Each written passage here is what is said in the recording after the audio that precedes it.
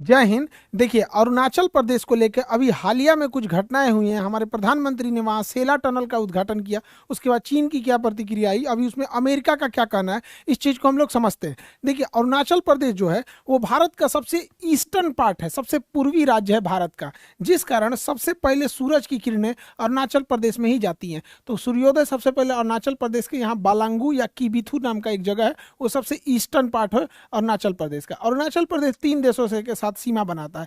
एक यहाँ भूटान के साथ, ऊपर में चाइना के साथ, और इधर म्यांमार के साथ सीमा बनाता है। तीन देशों से ये सीमा बना देता है यहाँ पर, और ये सबसे पूर्वी स्टेट है। अब हम इसके बाद अरुणाचल प्रदेश में समझते हैं। अरुणाचल प्रदेश ये इस तरह से इसका नक्शा दिखता है। शुरुआत में ही अरुणाचल प्रदेश कोई अलग स्टेट नहीं था, बल्कि आसाम से अरुणाचल प्रदेश को कंट्रोल किया जाता था। ये आसाम है, आसाम इसे अरुणाचल प्रदेश को कंट्रोल करता था एज एक एजेंसी के तौर पर। और अरुणाचल प्रदेश का उस समय नाम था नॉर्थ ईस्ट फ्रंटियर एजेंसी, नेफा, नॉर्थ ईस्ट फ्रंटियर एजेंसी। और इस अरुणाचल प्रदेश में आसाम का कंट्रोल होता था। एक समय धीरे धीरे गया कि अरुणाचल, आसाम को बड़ा मुश्किल होने लगा अरुणाचल प्रदेश को कंट्रोल करना। इसलिए केंद्र सरकार ने 1972 में अरुणाचल प्रदेश को अपने अंडर में ले लिया, जिसका नाम हो गया यूनियन टेरिटरी। जैसे दिल्ली यूनियन टेरिटरी है, चंडीगढ़ यूनियन टेरिटरी है, और यूनियन टेरिटरी बना दिया, और उसका नाम नेफा से बदल के अरुणाचल प्रदेश कर दिया। तो इस तरह से तो अरुणाचल प्रदेश अपना अस्तित्व में आया। उसके बाद धीरे धीरे वहाँ के लोगों को डिमांड होने लगा, भाई हमारे पास हमारी गवर्नमेंट होनी चाहिए, सेंट्रल गवर्नमेंट क्यों कंट्रोल करेगी हमको। जैसे लद्दाख के लोगों का कहना है कि हमारे यहाँ भी भैया एक स्टेट दो, या फिर हमको असेंबली यहाँ पे। लद्दाख के लोगों का तो खैर कंप्लीट स्टेट की मांग नहीं है, वो यूनियन टेरिटरी विथ असेंबली मांग रहे हैं। तो 1987 में केंद्र सरकार ने अरुणाचल प्रदेश को एक कंप्लीट स्टेट का दर्जा दे दिया, और अरुणाचल प्रदेश एक स्टेट बन गया, और ईटानगर उसकी राजधानी। सबसे कम जनसंख्या घनत्व तो यहाँ पे लोग बहुत कम रहते हैं। रीजन क्या, पूरा पहाड़ी एरिया। अरुणाचल प्रदेश कंप्लीट पहाड़ है, डाफला, मिसमी, अबीर, पटकोई, बूम, ये सब पहाड़ियाँ जो हैं सब, ये सब यहाँ पे भरे हैं। सब चाय पत्ती वगैरह यहाँ ज़्यादा उत्पादन होता है। तो ये अरुणाचल प्रदेश की ज्योग्राफी थी, इसको समझ गया। अब हम लोग आते हैं करंट सिनेरियो पे। हम अरुणाचल प्रदेश को देखते हैं तो ये स्ट्रेटेजिक रूप अर्थात सामरिक रूप से महत्वपूर्ण है, देश की सुरक्षा के लिए जरूरी है। हम पाकिस्तान की ओर देखते हैं तो लाइन ऑफ कंट्रोल है। वही अरुणाचल प्रदेश चाइना के साथ देखेंगे तो लाइन ऑफ एक्चुअल कंट्रोल है। लाइन ऑफ एक्चुअल कंट्रोल भी कई पार्ट में है, कुछ इस पार्ट्स में है यहाँ पर और कुछ इस पार्ट में है। 1914 में यहाँ एक रेखा खींची गई जिसका नाम था मैकमोहन लाइन, और यही अरुणाचल प्रदेश में चाइना और भारत की सीमा निर्धारित करती है। हालांकि उस समय यहाँ एक देश हुआ करता था, नाम था उसका तिब्बत। तो यह रेखा तिब्बत के साथ खींची गई थी। बाद में चाइना ने 1959 में तिब्बत पे कब्जा कर लिया, तिब्बत पे कब्जा कर लिया। उसके बाद चाइना कहता है कि तिब्बत के साथ साथ अरुणाचल प्रदेश दक्षिणी तिब्बत है। तो भारत को बोलना चाहिए कि भैया तिब्बत ही तुम्हारा नहीं है। जब बेटा तुम्हारा नहीं तो तुम पोता पे क्लेम कैसे कर सकते हो। तो तिब्बत ही तुम्हारा नहीं है तो तुम कैसे कह सकते हो कि दक्षिणी तिब्बत, साउदर्न तिब्बत अरुणाचल प्रदेश है। लेकिन हम लोग चाइना के मैटर पे मोए मोए हो जाते हैं लोग, यहाँ पे गड़बड़ा जाता है, बोल ही नहीं पाते हैं लोग। तो भारत कहता है कि अरुणाचल प्रदेश हमारा नहीं। अरे उसको छोड़ो, अरुणाचल प्रदेश किसका है नहीं, तिब्बत तुम्हारा नहीं है यहाँ पर। तो चाइना का कहना है कि ये दक्षिणी तिब्बत है, हम लोग का कहना है नहीं भैया मैकमोहन लाइन के तुम उस पार जाओ। बार बार चाइना इधर एग्रेशन दिखाता है, कुछ कुछ एरिया पे कब्जा करते हुए चला जाता है। हालांकि भारत सरकार अभी काफी सजग हुई है। 1962 के साइनो इंडिया वार, चाइनीज को साइनो भी बोला जाता है, जिस तरह पाकिस्तानियों को प्यार से आतंकवादी बोला जाता है और आयरलैंड वाले को आयरिश बोला जाता है, उसी तरह से चाइना वाले को साइनो बोला जाता है। तो साइनो इंडिया वार 1962 में हम लोग बड़ा बुरी तरह से हार गए थे चाइना से। उसी समय चाइना ने हमारा ये एरिया कब्जा कर लिया जिसका नाम है अक्साई चीन। तो चाइना ने ये एरिया को कब्जा कर लिया, अक्साई चीन को। साथ ही साथ चाइना ने इस तवांग को भी कब्जा कर लिया था, इस कोना को। हालांकि वापस कर दिया बाद में चाइना यहाँ से। ये तवांग रीजन पे भी चाइना ने कब्जा कर लिया था अरुणाचल प्रदेश के, लेकिन बाद में वापस चला गया यहाँ पे। उसके बाद भारत कभी भी चाइना के बॉर्डर पे खुलकर एग्रेशन दिखाया ही नहीं। और स्थिति ये आ गई थी कि चाइना, अरुणाचल प्रदेश में हम लोग इंफ्रास्ट्रक्चर डेवलप ही नहीं कर रहे थे। और हमारे एक पहले मनमोहन सिंह के समय रक्षा मंत्री होते थे ए के एंटनी, उनका कहना था कि हम लोग इसलिए यहाँ सड़कें अच्छी नहीं बताते कि चाइना आ जाएगा। अब सोचिए कि हमारे रक्षा मंत्री इस तरह का बयान देने लगेंगे कि सड़कें अच्छी रहेंगी तो चाइना घुस जाएगा। फिर उस तरह से तो फिर दिल्ली उल्ली में भी कहीं आ गया कोई आक्रमणकारी, तो फिर वहां पे भी तो हम लोग को दिक्कत आने लगेगा। बाद में गवर्नमेंट ने इंफ्रास्ट्रक्चर पे काम करना चालू किया अरुणाचल प्रदेश में, ताकि सेना को किसी भी विकट परिस्थिति में बहुत तेजी से मोबिलाइज किया जा सके। और हम लोग 1962 में यहाँ इसीलिए हार गए थे कि चाइना की फौज वहाँ बहुत तेजी से पहुंच गई थी और हमारी फौज ही नहीं जा पाई थी यहाँ पे। इसलिए अरुणाचल प्रदेश में उसका पहला एयरपोर्ट मिल गया कमर्शियल एयरपोर्ट के तौर पर, जिसे होलोंगी एयरपोर्ट कहते हैं। हालांकि इसी का नाम डोनी पोलो एयरपोर्ट भी है, तो डोनी पोलो एयरपोर्ट कहिए या होलोंगी एयरपोर्ट कहिए, यहाँ उसका पहला कमर्शियल एयरपोर्ट मिल गया अरुणाचल प्रदेश को। इससे क्या है, सेना हम लोग इजीली पहुंचा सकते हैं। कनेक्टिविटी को और बेहतर करने के क्रम में भारत सरकार ने अरुणाचल प्रदेश और असम को जोड़ने के लिए कई महत्वपूर्ण परियोजनाओं को आगे बढ़ाया, जिसमें ढोला सादिया ब्रिज को जोड़ दिया गया यहाँ पर, और ढोला सादिया के अलावा बोगी ब्रिज को जोड़ दिया गया जो असम से यहाँ पे आगे बढ़ती है। इसके साथ ही यहाँ तवांग, चाइना की नज़र इस तवांग पे है, क्योंकि अगर इस एरिया पे चाइना कब्जा कर लेता है तो तवांग को बौद्ध मठ का, मतलब देखिए जिस तरह से बौद्ध लोगों का चाइना ने कब्जा किया तिब्बत, उसकी राजधानी लहासा को, तो उसके बाद सबसे बड़ा बौद्ध केंद्र बन गया ये तवांग घाटी यहाँ पर। यहाँ एक दर्रा भी है बोमडीला। तो चाइना को सोचता है कि इस एरिया पे कब्जा किया जा सके। इन फ्यूचर अगर लड़ाई भी होगी चाइना से तो इसी एरिया में सबसे ज्यादा देखने को मिलेगी।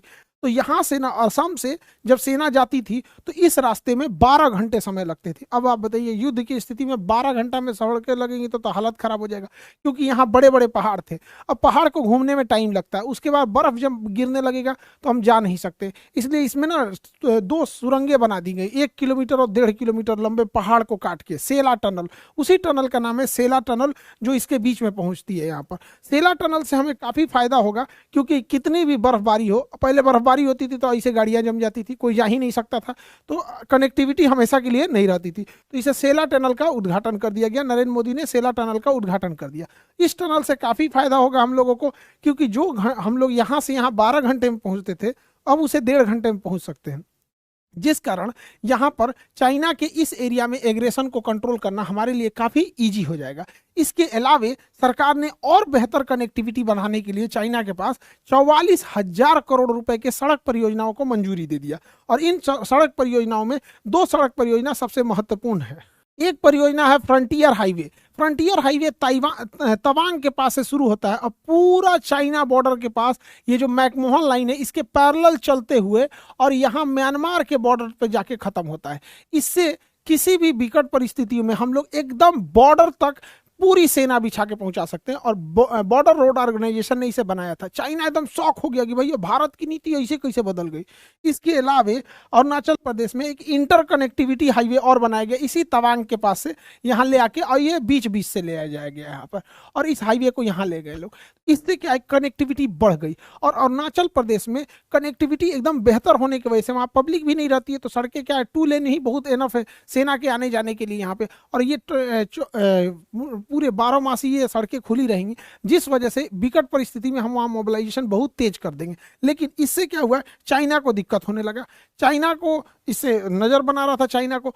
अब ये सड़कें बेहतर हुई तो इसका नतीजा क्या हुआ कि जितने भी बड़े बड़े शहर थे, जैसे मुंबई हो गया, बेंगलोर, चेन्नई, दिल्ली, तो यहाँ जितनी महंगी गाड़ियाँ थी, स्पोर्ट्स कार थे, सड़क कंजेशन की वजह से ये लोग चला ही नहीं पाते थे। तो ये सारी गाड़ियाँ लेके लोग अरुणाचल प्रदेश पहुँचने लगे। और अरुणाचल प्रदेश का एक जगह है डॉम्बुक, यहाँ पर इन गाड़ियों से लोग रेस लगाने लगे। और ये देखते देखते अरुणाचल प्रदेश का डॉम्बुक शहर एक नेशनल लेवल का स्पोर्ट्स सेंटर होते चला गया। अब चाइना देखा कि भैया ये तो अरुणाचल प्रदेश को कोई पूछ ही नहीं रहा था, अचानक से इतना हब कैसे हो गया। अब चाइना परेशान हो गया। चाइना कहता है कि भारत को कोई अधिकार नहीं है अरुणाचल प्रदेश में इस तरह का डेवलपमेंट करने का यहाँ पर।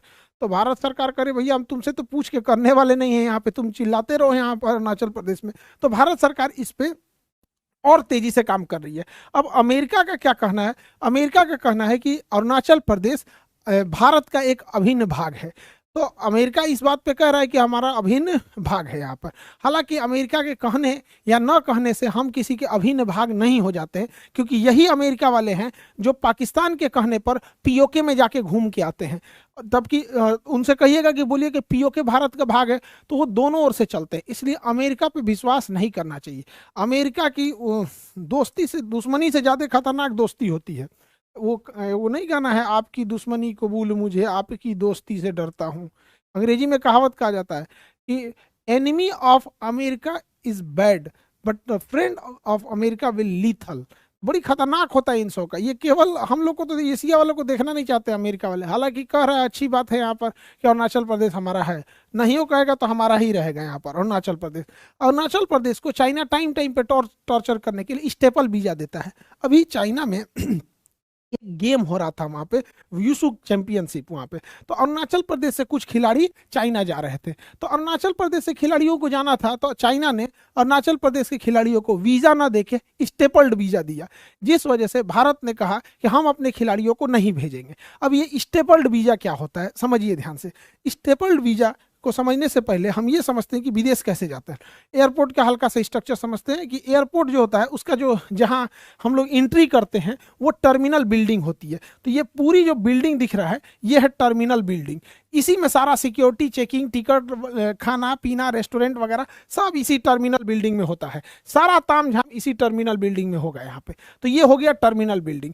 टर्मिनल बिल्डिंग में सब कुछ क्लियरेंस मिल जाने के बाद हम लोग को वहाँ टीवी लगी होती है, पता चल जाता है कि किस गेट पर हमारी फ्लाइट लगी है। तो ये जो फ्लाइट देख रहे हैं खोपचा में आके ऐसे ऐसे लगे हैं सब, तो यहाँ सबका गेट नंबर है 15, 16, 40, 35, जिस गेट नंबर पे है। तो हम लोग चले जाएंगे गेट नंबर पे। तो टर्मिनल से होते हुए चले जाएंगे गेट नंबर पे।